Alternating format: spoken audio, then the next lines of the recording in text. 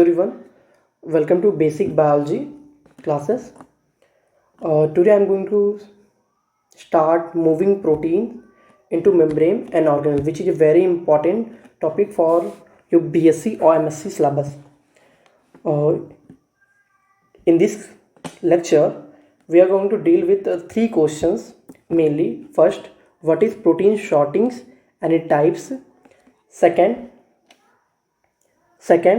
how a given protein could be directed only one specific membrane, and third, how relatively large hydrophobic protein molecules could be translocated across a hydrophobic membrane without disturbing the function of the bilayer as a barrier to ions and small molecules.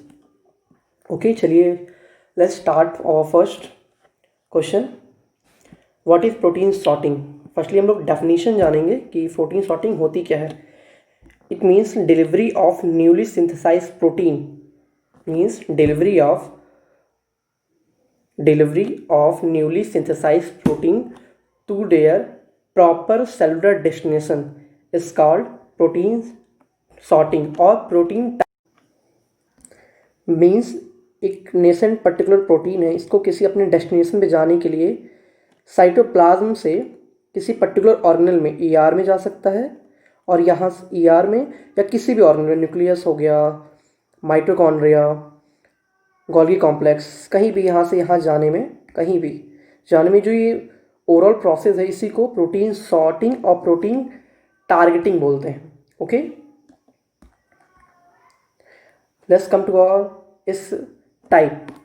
It is mainly of two types. First, signal based trafficking.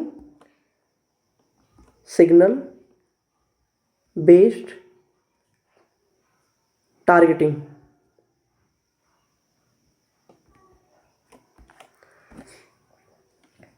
Signal based targeting, इसमें mainly क्या होता है, newly synthesize जो proteins होते हैं वो cytoplasm में mainly अपने पर्टिकुलर टारगेट्स पे जाते हैं, जैसे मैंने अभी एक्सप्लेन किया सारी जगह overall. Like you see here, these things synthesized in the ribosome, in the cytoplasm, cytosolic protein targeting into the nucleus, peroxisome, chloroplast, mitochondria. These overall pathway is under the first topic, signal based targeting. Now let's do second is vesicle based trafficking, or it has another name, secretory pathway.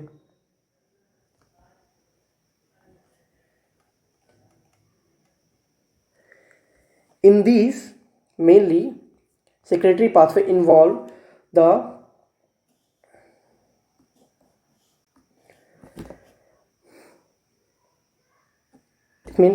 mainly involve the targeting of newly synthesized into the firstly ER firstly protein है, ER में जाएगा, ER के बाद ये different जगह जाएगा overall.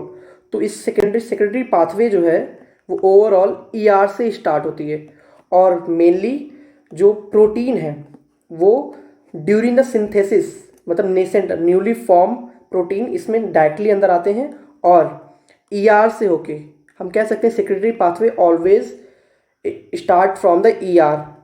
और एक और चीज़ यहाँ से हम जान सकते हैं कि जो सेक्रेटरी पाथवे के जितने भी वो हैं प्रोटीन्स हैं वो फर्स्टली टारगेट होते हैं ERs में, ER से इसके बाद ये आगे जाना स्टार्ट होते हैं.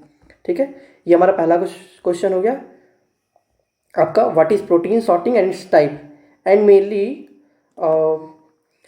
We have some other details about protein sorting. Example में सिग्नल बेस्ड टारगेटिंग में दो एग्जाम्पल जैसे ले लेते हैं, membrane protein and water soluble protein. मान लीजिए ये दो प्रोटीन साइटोप्लाज्म में बनी और इनको अपने मेम्ब्रेन प्रोटीन पे जाना है. प्रॉब्लम है कि प्लाज्मा मेम्ब्रेन में, और दूसरा वाटर सॉल्युबल प्रोटीन, मतलब कि मेम्ब्रेन के अंदर जो साइटोप्लाज्म वहाँ पहुँचना है। तो इसके लिए क्या करना होगा, ओवरऑल इनको अपने साइटोप्लाज्म में मेम्ब्रेन में, मान लीजिए प्लाज्मा मेम्ब्रेन के जो इंटीरियर है बाइलिपिड लेयर, वहाँ जाके इनको जाना होगा। एक ये हो गया सिग्नल बेस्ड है ये। दूसरा एग्जांपल सिग्नल बेस्ड का है वाटर सॉल्युबल, ओवरऑल जो मेम्ब्रेन में सेल के अंदर ओवर जाके साइटोप्लाज्म में इनको जाना होगा।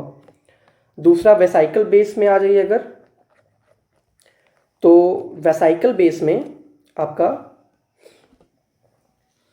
इसको सेक्रेटरी पाथवे बोलते हैं, हमने बता ही दिया। इसमें जो है मेनली नेसेंट प्रोटीन, ये भी मैंने बता दिया, just newly synthesised protein come into the ER and these pathways start from the ER mainly, and main thing is that after coming in ER these proteins have to folded in a native conformation. Native conformation, mainly one third of the protein means 1/3 protein जो है इसमें folding होती है। Then after that these thing are transfer to the other organelles, means target to the other organelles, and it is and for GC Golgi complex, it is Golgi complex and lysosomes and plasma membrane. These for three, these are by the vesicle formation. Okay. Now come to the second questions.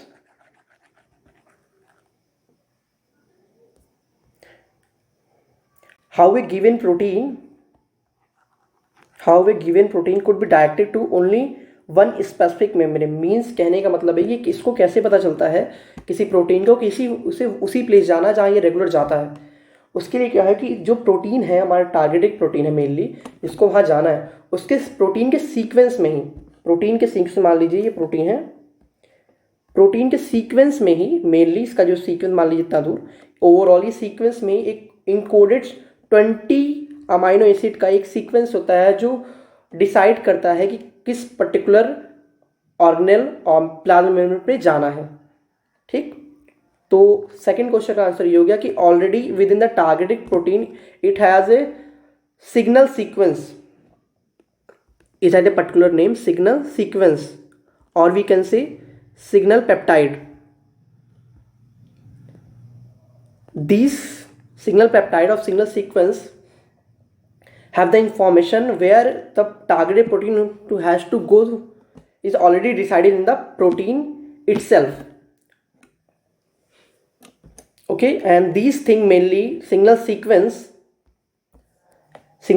mainly usually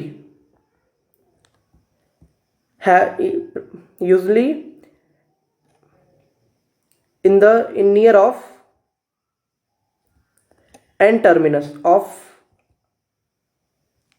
amino acids, means he N terminus के पास, amino acid में N और C terminus होते हैं, N terminus के पास overall ये usually पाए जाते हैं, रेयरली C टर्मिनस, और इन बिटवीन मतलब सी टर्मिनस के कभी कभी सी टर्मिनस पे पाए जा सकते हैं, या फिर कभी कभी इन बिटवीन रह जाते हैं, लेकिन यूजुअली आपका एन टर्मिनस होते हैं जो प्रोटीन सिंथेसिस के स्टार्टिंग में ही बन जाते हैं। अब आते हैं अपने थर्ड क्वेश्चन की तरफ।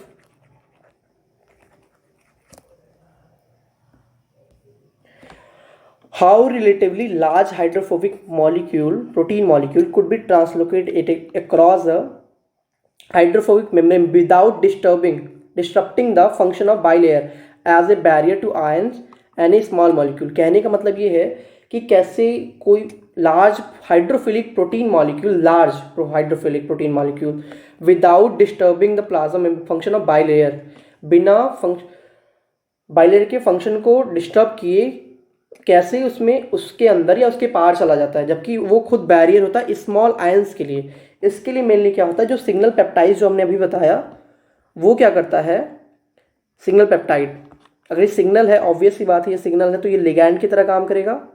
लिगैंड है तो इसका कोई रिसेप्टर होगा, रिसेप्टर कहाँ होगा, टारगेटेड ऑर्गेनल पे, किस पे, टारगेटेड ऑर्गेनल पे एक रिसेप्टर पाया जाएगा, उस रिसेप्टर से वो स्पेसिफिक होंगे एक दूसरे के लिए।